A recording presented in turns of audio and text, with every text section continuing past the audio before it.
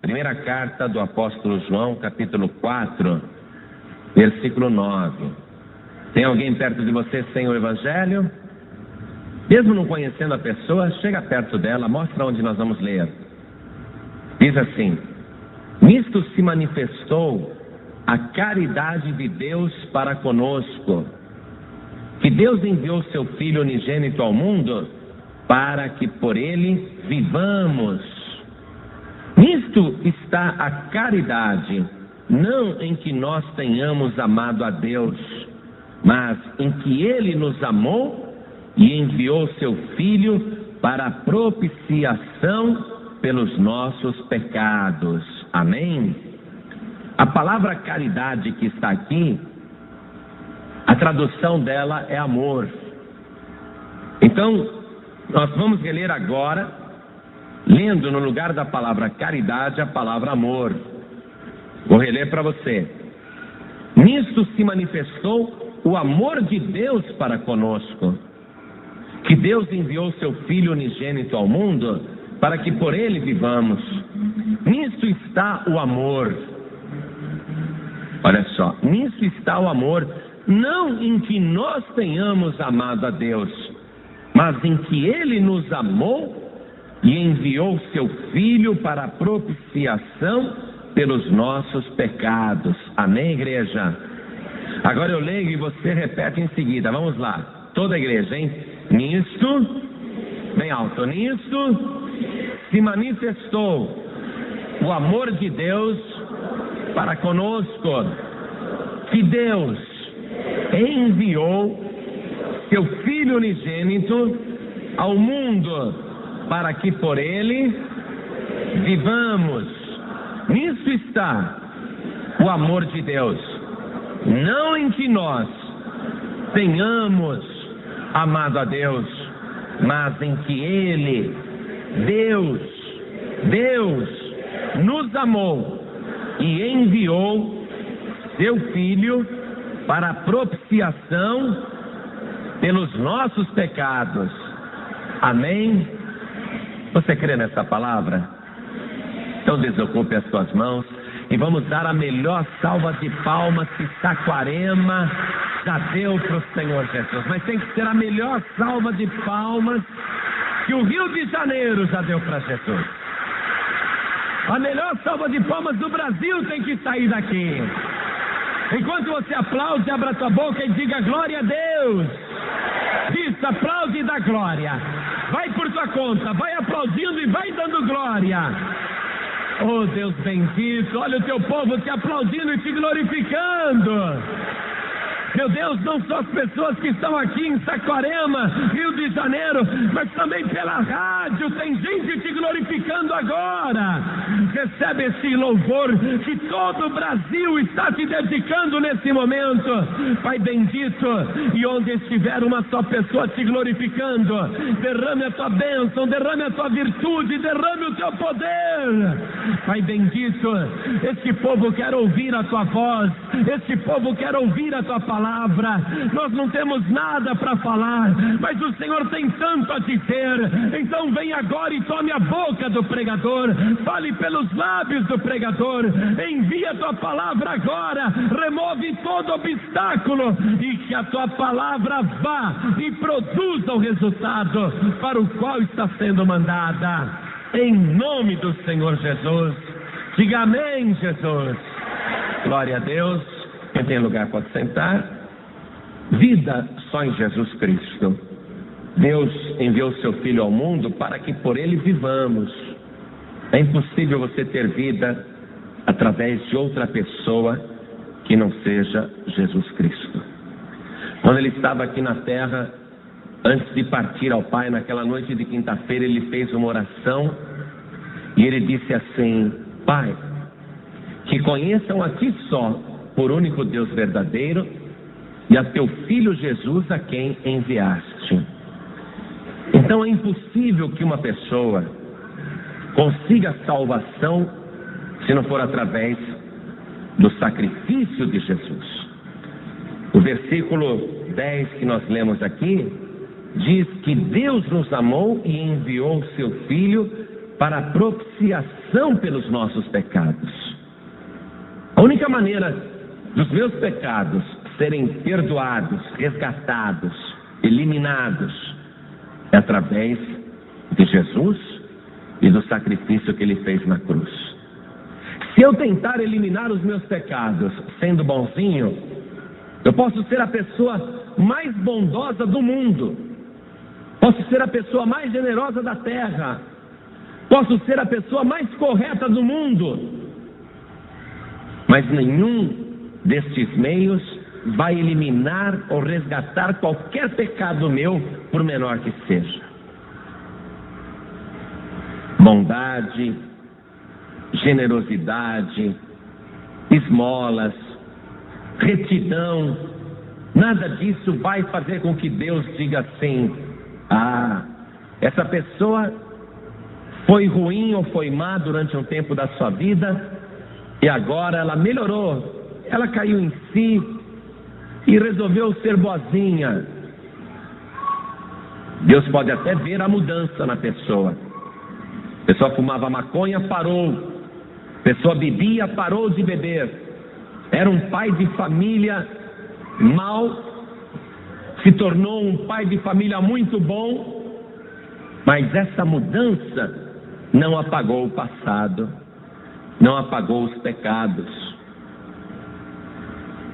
porque a pessoa só vai conseguir a propiciação dos seus pecados e que o seu passado seja apagado se ela entregar a vida para Jesus e receber a única salvação que Deus mandou à terra. Essa é a razão porque não adianta alguém querer ir para o céu sendo simplesmente boazinha, ou simplesmente correta, ou simplesmente generosa. A pessoa tem que entregar a vida para Jesus, porque por obras, por melhor que sejam, as pessoas não serão salvas. Tem que ser através da obra que Jesus fez. Eu posso mudar de vida sem Jesus. Por exemplo, eu conheço muitos ateus que são boas pessoas.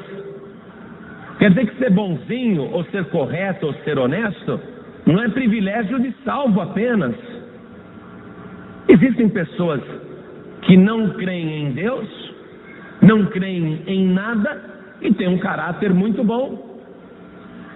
De vez em quando pecam, mas apesar delas terem um bom caráter ou serem corretas, pelo fato de serem ateus, não terão nenhum pecado eliminado por conta do próprio mérito.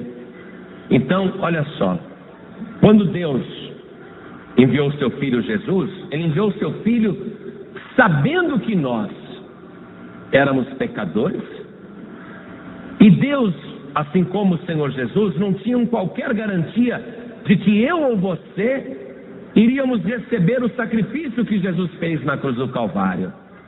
Tanto é que tem aí 2000 anos que Jesus fez esse sacrifício, e há 2000 anos atrás você não era nascido. Quer dizer que antes que você pensasse em Deus ou pensasse em Jesus, antes que você nascesse, antes que você decidisse amar a Deus, Deus já estava te amando primeiro e providenciando um meio para que os seus pecados fossem apagados e para que você tivesse paz na tua consciência e principalmente a vida eterna. Então, essa é a prova inegável do amor de Deus, porque Deus não disse assim: olha, eu só vou enviar o meu Filho Jesus ao mundo para morrer pelos pecados da humanidade se vocês prometerem que vão recebê-lo como Salvador. Deus não pediu essa garantia. Ele simplesmente enviou seu Filho ao mundo para morrer pelos nossos pecados, para que através de Jesus a gente tivesse vida. Quer dizer que Deus já deixou tudo pronto, sem perguntar se você quer ou não, sem condicionar. Eu só faço isso se você for entregar sua vida para Jesus. Se você não for receber o sacrifício do meu filho, eu não vou ser bobo de mandar o meu filho morrer na cruz sem necessidade. Então, Deus provou o seu amor para conosco, nos amando primeiro.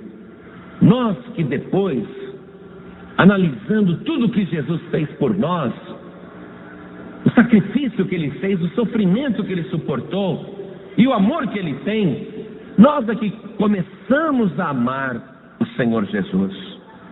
Porque antes você não amava Jesus, você não amava a palavra de Deus, você não queria saber de estar na casa do Senhor, você nem se importava com esse assunto. Mas quando você começou a conhecer o que Jesus fez pela tua vida, você foi começando a amar Jesus. Hoje você está sentindo um amor muito grande por Jesus. Tanto é que você está na casa do Senhor, ao invés de estar numa mesa de bar, tomando um chopp, ou então bebendo qualquer coisa, ou jogando numa mesa. Você está na casa do Senhor quando poderia estar em qualquer outro lugar, num cinema, num forró, num bailão, não é? Num baile funk. Você podia estar em qualquer lugar agora. Podia estar em qualquer lugar, numa boate, num inferninho, lugares que você já frequentou e que nem pensava em Deus. Mas de repente, você tomando conhecimento do amor de Deus, você começou a amar o Senhor Jesus. Então você se apaixonou por Jesus, mas foi depois. Porque Deus primeiro te amou, conforme nós lemos aqui, ó. Isso se manifestou o amor de Deus para conosco, que Deus enviou seu Filho unigênito ao mundo para que por ele vivamos. Deus não quer que ninguém morra, que ninguém vá para o inferno. Isso está o amor, não em que nós tenhamos amado a Deus, mas que Ele nos amou e enviou seu Filho para a propiciação pelos nossos pecados. Não existe outro meio de você ser perdoado, de você ser salvo, se não for através de Jesus. E quando você começa a compreender que Jesus deixou a glória, a majestade, a adoração dos serafins, que já o adoravam. Jesus deixou a adoração que os querubins tinham por ele. Jesus deixou a reverência que todos os arcanjos tinham por ele. Jesus deixou toda a adoração que os anjos do céu tinham por ele. E ele veio para cá para ser odiado, perseguido, maltratado, cuspido, torturado e crucificado.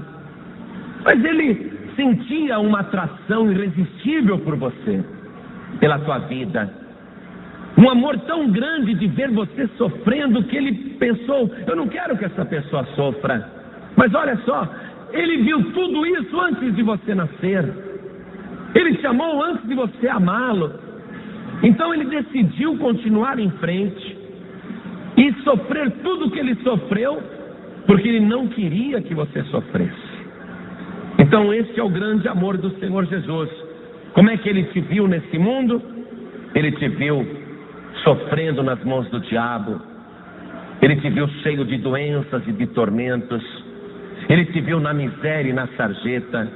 Ele te viu com a vida destruída. Ele te viu ferido. Ele te viu chorando. Antes de você nascer ele te viu. E ele sentiu tanto amor por você que ele foi em frente. Ele continuou em frente, te amando primeiro antes que você o amasse. Então, você nunca poderá duvidar do amor de Jesus. O amor dele é verdadeiro e é o único amor que não pede nada em troca. Ele gostaria muito que você o recebesse como Salvador, mas nem isso ele pede. Nem isso. Ele quer que você compreenda o que ele fez e que por amor você se entregue a ele, assim como ele por amor se entregou a você. E o que Jesus enfrentou na terra, igreja, homem nenhum, pessoa nenhuma jamais enfrentou, jamais sofreu. Porque se você sofre porque merece, você até se conforma, mas nunca ninguém sofreu o que Jesus sofreu sem merecer. E ele jamais reclamou, porque ele achou que valia a pena pelo muito que ele te amava.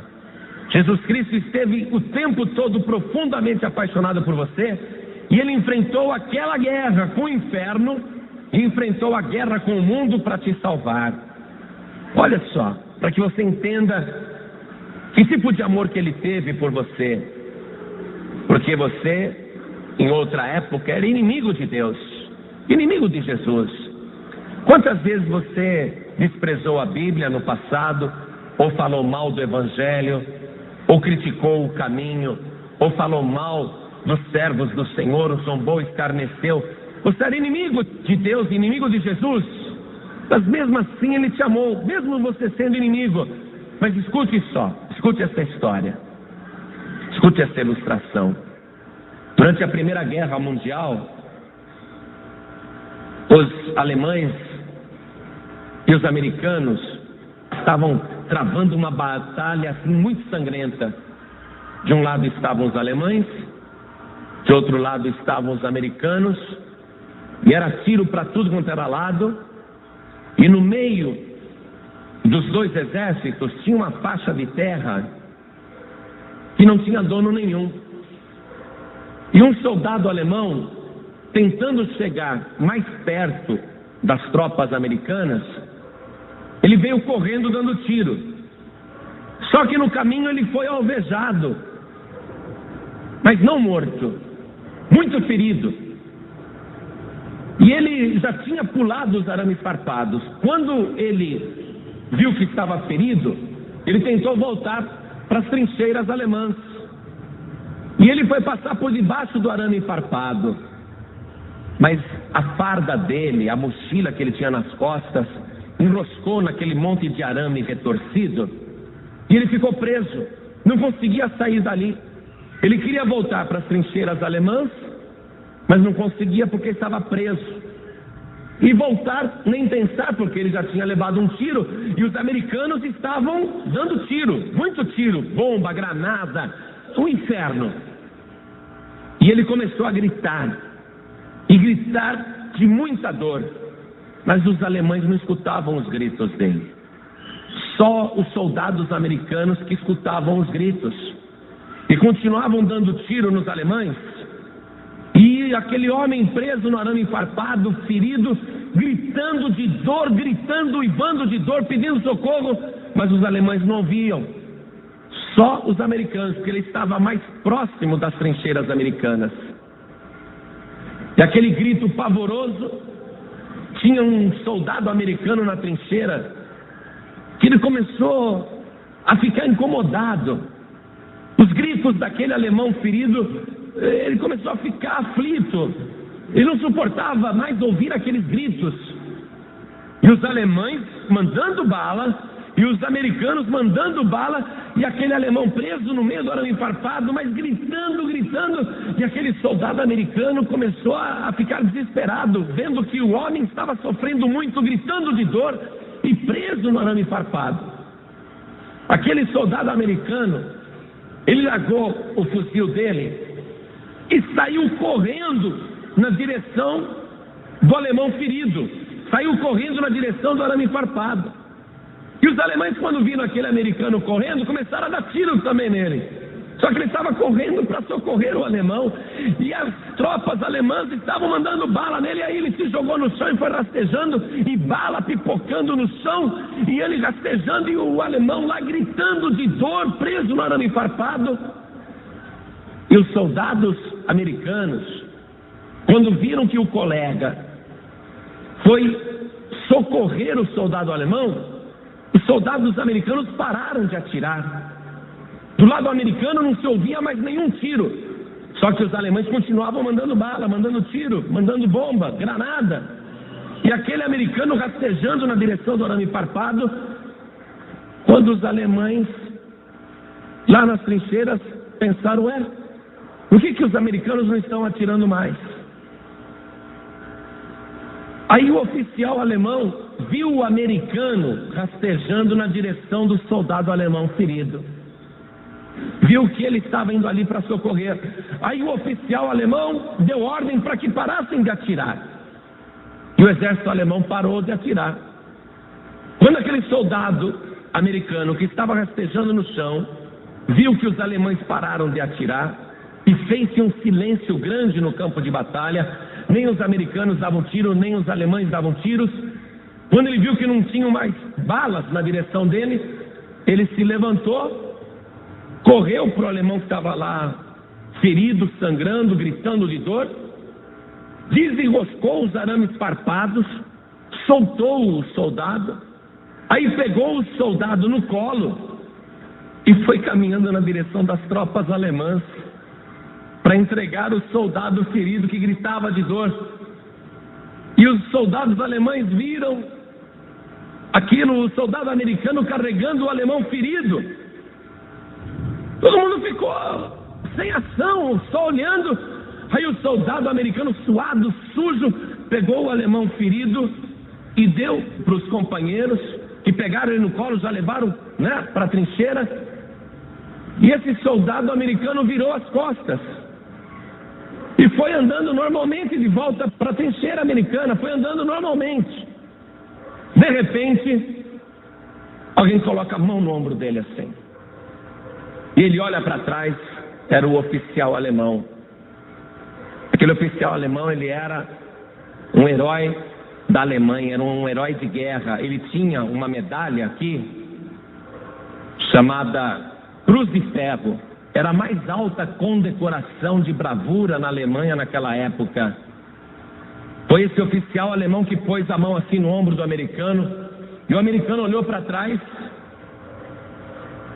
e o soldado, o oficial alemão, pegou a medalha dele, aquela cruz de ferro, aquela medalha de heroísmo, de ato de bravura, ele arrancou da farda dele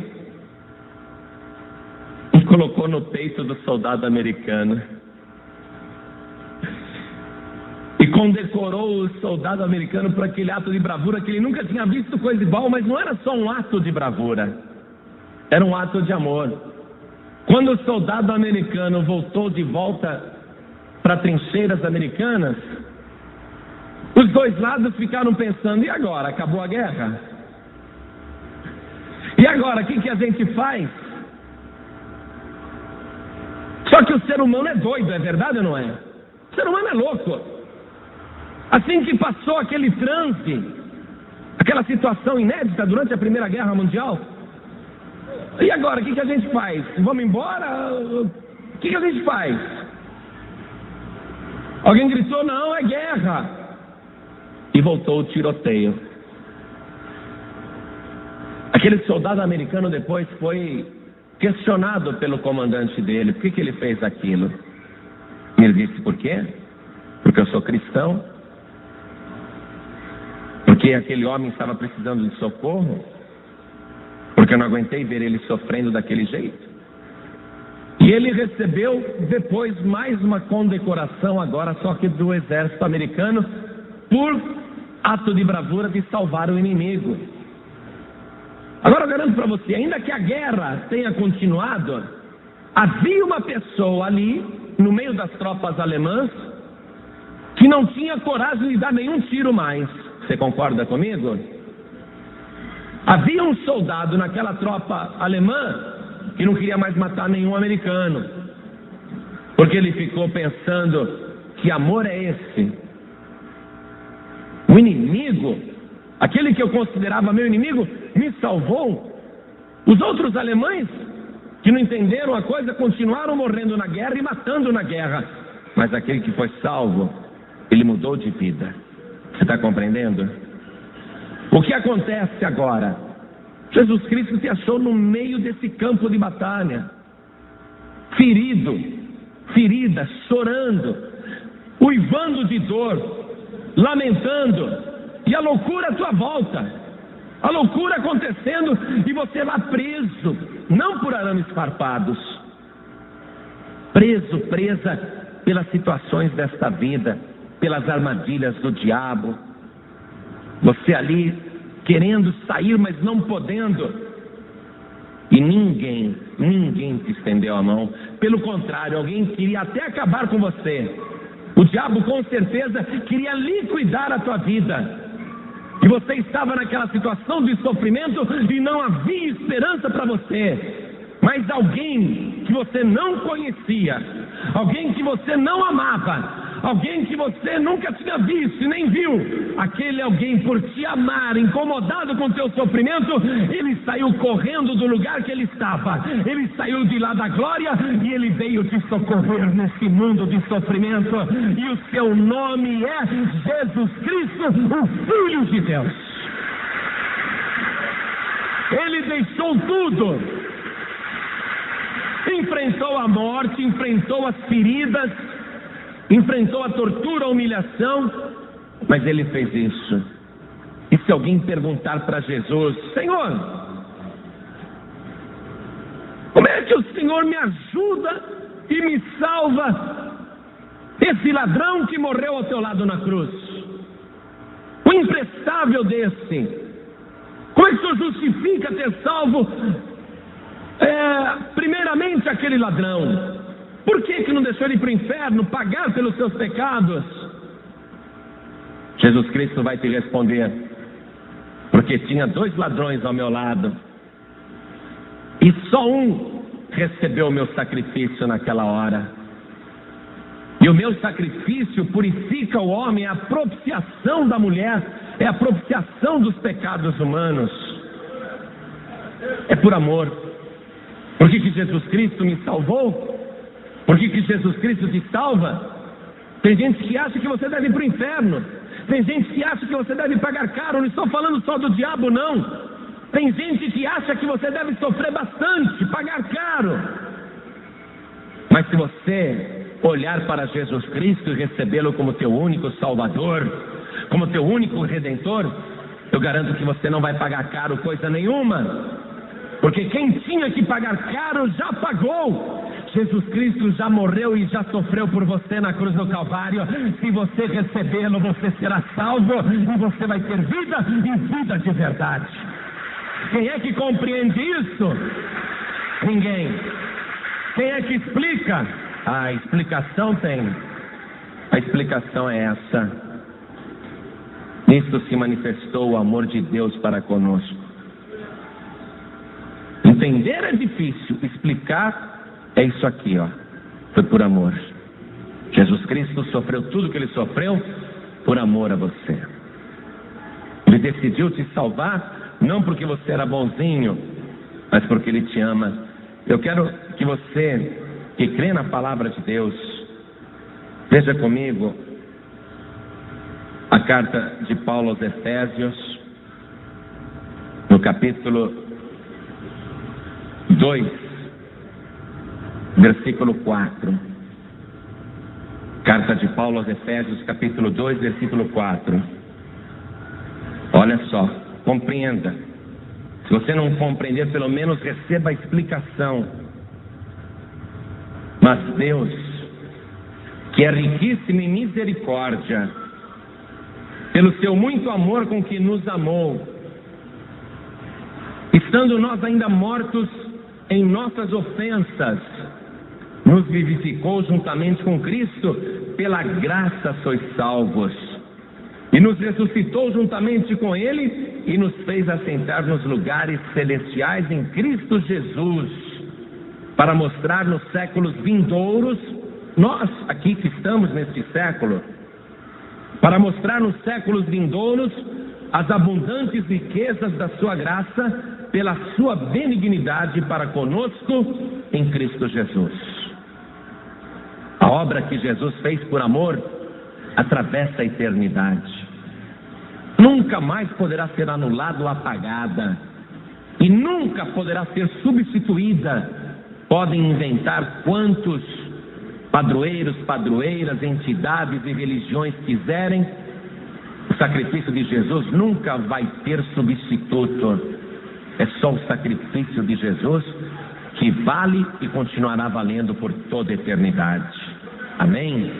Você está compreendendo isso? É o amor de Deus em favor da tua vida. Vamos nos colocar todos de pé agora.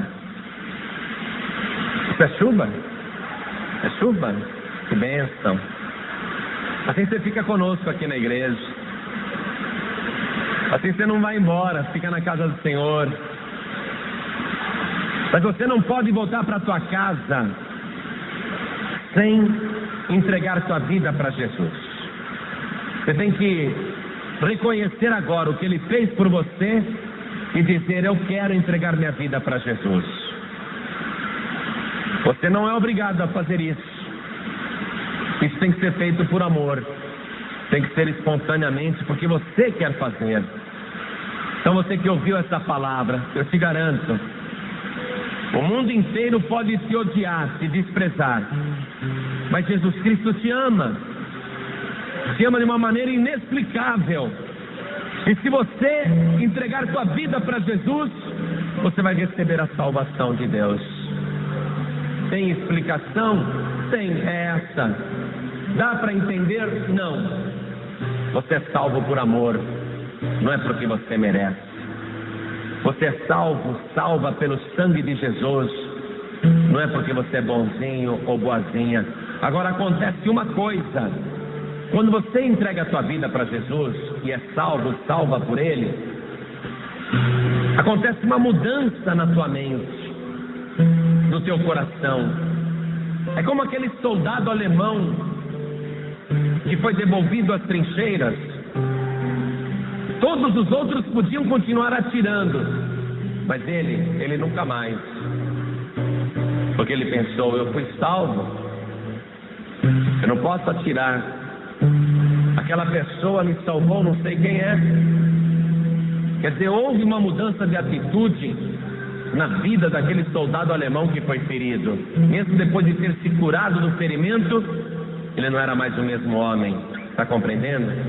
Mas a transformação vem depois. Primeiro você entrega a tua vida para Jesus. Pastor, eu ainda fumo. Entrega a tua vida para Jesus. Pastor, eu ainda bebo. Entrega a tua vida para Jesus. Pastor, eu ainda faço muitas coisas erradas. Entrega a tua vida para Jesus. Porque quando você começar a tomar conhecimento do grande amor de Jesus pela tua vida, quando você se apaixonar mais ainda por Jesus, vai acontecer uma mudança na tua vida. Você vai ser bom e boa.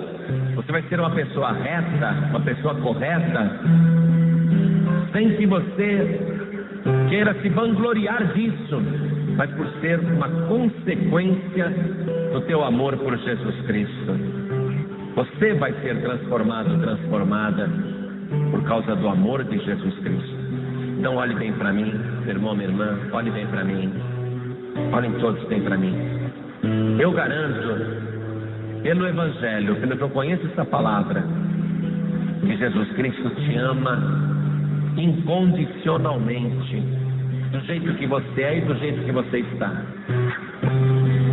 Ainda que você esteja ferido, ferida, preso, presa, ainda que você seja um caso perdido e ninguém te dê valor, Jesus Cristo te ama e morreu por você, e Ele quer te tomar nos braços, e Ele quer fazer esta obra de restauração na tua vida. Tudo que você tem que fazer é falar: eu quero entregar minha vida para Jesus. O grande amor que Ele tem por mim, eu quero retribuir um pouquinho. Eu quero entregar minha vida para Jesus. Então eu pergunto para cada pessoa aqui dentro, para cada pessoa que está ouvindo: quantos aqui querem receber Jesus Cristo, Filho de Deus, como único, suficiente, exclusivo e eterno Salvador? Quantos querem? Ergam a mão direita assim bem alto. Oh glória, ergue bem alto a tua mão. Todos que querem entregar a vida para Jesus. Jesus te ama e Ele sabia que você ia fazer isso, sabia? Ele tinha certeza que você ia fazer isso. Ele não perdeu tempo em amar você. Então você que ergueu a tua mão, vem aqui para frente agora, vem para cá. Isso, vem para cá. Oh glória!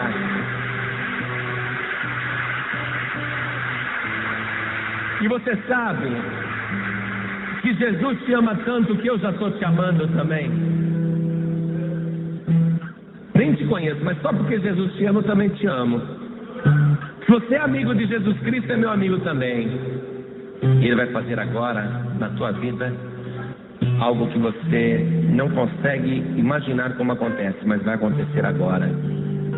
Vai vir um poder do alto sobre você agora. E você vai ser transformada em filho de Deus. Vai vir esse poder sobre você. Você não vai ser mais uma criatura do mundo. A partir de agora você vai ser filho de Deus, filha de Deus. O Evangelho de João, capítulo 1, versículo 12, diz assim: mas a todos quantos o receberam, deu-lhes o poder de serem feitos filhos de Deus. Olha só, nós vamos ser irmãos agora. Vai acontecer esse mistério. A partir de agora você vai receber uma transformação. E é tão real essa transformação que a partir deste momento o diabo não tem mais poder para tocar na tua vida. A partir deste momento o teu nome vai estar registrado no livro da vida. Você é propriedade de Deus. Você foi comprado pelo sangue de Jesus. É uma coisa tremenda. Isso vai acontecer agora, tendo a igreja como testemunha e o céu como testemunha. Mas sabe o que eu estou sentindo? Fiquei feliz porque você veio. Há muitas aqui que estão tendo finalmente um encontro com Jesus. Há muitos aqui tendo um encontro com Jesus. Mas tem pessoas ainda na igreja que estão sentindo a vontade de vir aqui na frente. O coração está doendo de amor, um desejo forte de vir aqui na frente, e você ficou com vergonha, não veio. Então vem entregar sua vida para Jesus, vem. Não é só ela não, tem mais gente, venha. Está sentindo o desejo de vir? Então vem. Você sabe uma coisa que vai acontecer, está acontecendo e cada vez vai ser pior? Essa loucura.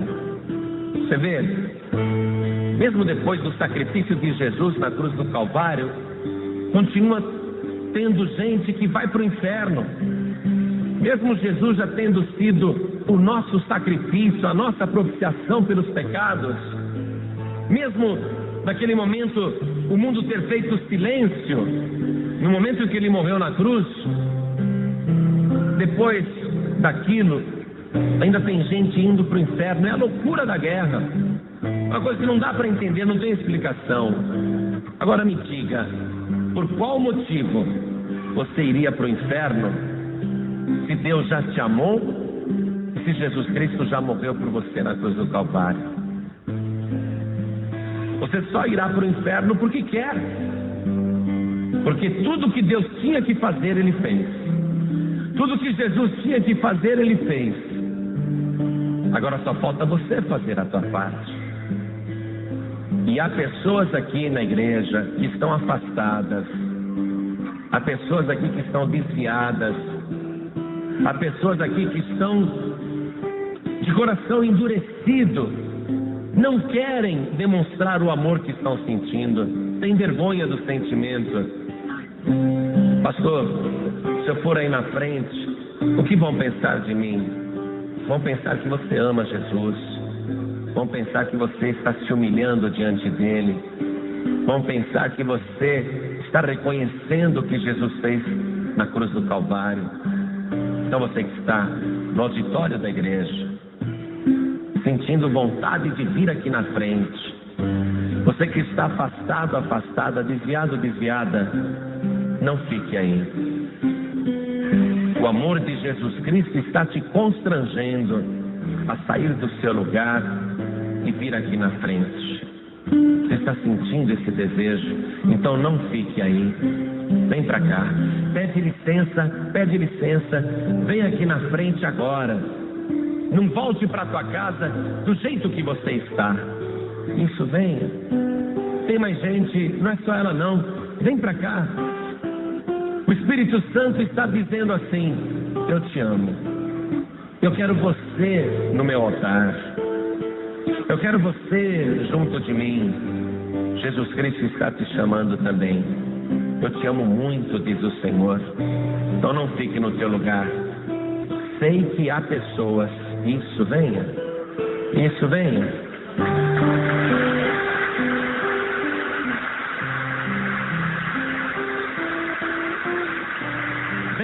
Vem para cá. Há pessoas, como me sussurrou esse irmão aqui. Esse irmão me sussurrou o seguinte: pastor, nós somos cristãos, muitos são cristãos, só não estamos conseguindo caminhar com Cristo. Foi isso que você falou? Se isso está acontecendo com você, se você já conhece a palavra, mas não está conseguindo caminhar com Cristo, então vem aqui para frente também, em nome de Jesus, que nós vamos orar. Vem para cá, vem para cá. Não tenha vergonha não, vem para cá. Vem para cá. Todos que querem vir aqui na frente, não permaneçam nos seus lugares. Pastor João Ribeiro, eu não tenho forças para orar. Eu não tenho forças para ler a Bíblia. Eu não tenho forças para ficar firme na igreja. Vem aqui para frente, vem agora para cá. Vem em nome de Jesus. Vem mais gente, venha. Não fica com vergonha não. Vem para cá. Sua vida hoje vai ser restaurada. Vou dizer uma coisa para vocês que estão aqui. A nossa caminhada cristã, se depender do nosso único esforço, vai ser impossível de ser completada. Jesus Cristo tem que te carregar no colo, como fez aquele soldado americano carregando o soldado alemão. Você tem que ser carregado no colo.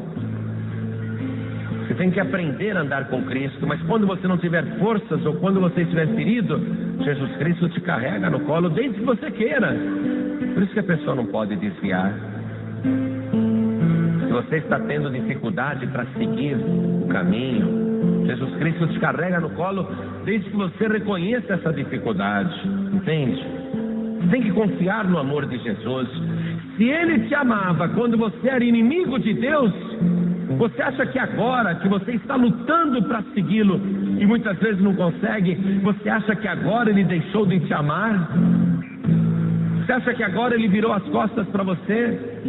De jeito nenhum. Jesus Cristo não desiste de você.